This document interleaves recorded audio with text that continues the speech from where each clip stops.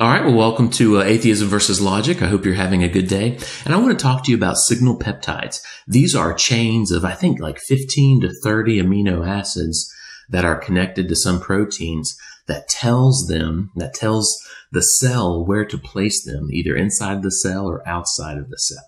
So isn't that amazing? It's like a movie ticket. It's like a protein being formed, and it's given a movie ticket, a short strand of amino acids that tells the cell or the machines in the cell where to take it. Isn't that amazing? It's like going to a movie and you get a ticket and then you hand it to the person that rips your ticket and tells you which theater or which room the specific movie is that you paid to go see. So just like that at a movie theater requires a mind. So is it really hard for you to believe that it takes a mind to create signal peptides to attach to some proteins in order to take them to the right place? Isn't that amazing?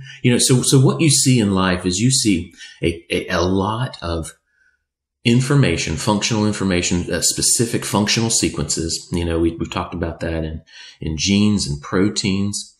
And then there's things that understand it. So that's really where I really think atheism fails. And if you're honest with yourself, you'll admit it, that it takes a mind to create functional information, and it takes a mind to create something that can understand that functional information.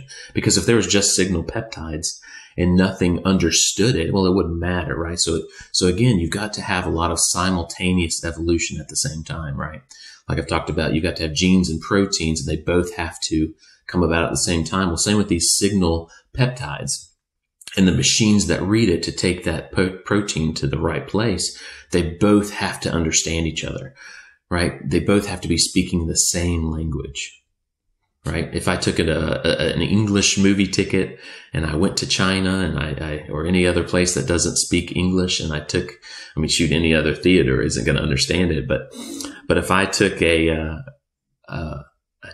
English movie ticket and I gave it to someone in another country, it's a different language. They might not understand. Now, if the numbers are the same, then they would. But you've got to understand that there's so much that happens inside of a cell that two parts have to speak the same language. Isn't that interesting? So I just want to encourage you to think about that. We've talked about the atheist test, blindly typing a paragraph. This would be more similar to a couple sentences, 15 to 30 characters, I believe.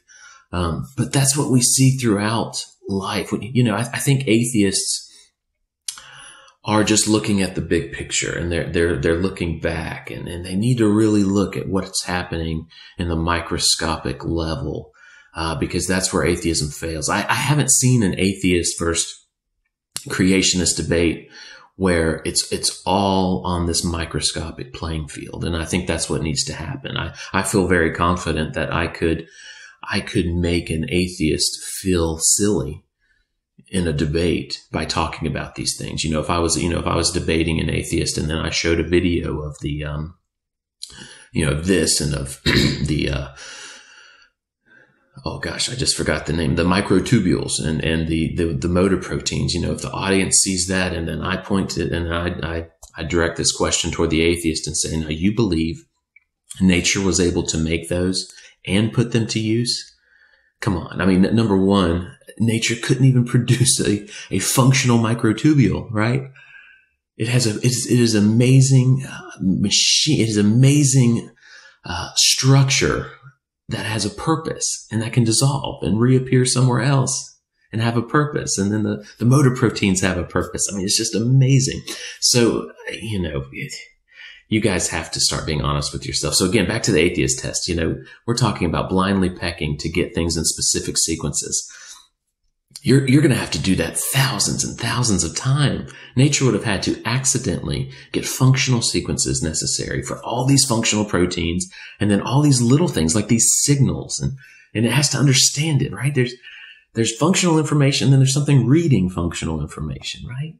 It's like we talked about software and hardware. The software was functional, and then the hardware understands it, and it's doing something it should. So anyway, I hope you guys are honest with yourselves, and I know you're just going to say, well, this is the argument from incredulity, and I think that's how you guys avoid dealing with the science and the hard questions, is you just say, well, that's just God of the gaps, or that's argument from incredulity or argument from ignorance. And, we've got to get to a point, if we were created, which we obviously were, scientists are going to get to a point where they can't explain how something evolved, right? That natural processes, chemistry and physics cannot produce this, right? Show me where, something similar to computer software or language has come about by natural processes, right? It doesn't happen, right? It takes a mind to create functional information and then create something that understands that functional information. And that's what we continually see inside of life. Functional information, functional sequences, and something that understands it and does something with it. You've got function, right? So not random. I don't care about the RNA world hypothesis of just random copies of strands of RNA. That's nothing. That's not functional information, right? I don't care about the protein first hypothesis or the amyloid proteins where you've got just clumps of amino acids that keep copying. It doesn't matter. It's not functional, right? You don't have functional information. You don't have something reading it. And let me tell you what, the replication of those things, whether it be nucleotides or amino acids, would never lead to functional information that's functional, that's read by something and put to use, right? That requires a mind. So I'm sorry, Richard Dawkins and people like him have deceived you. May you wake up and be honest with yourself.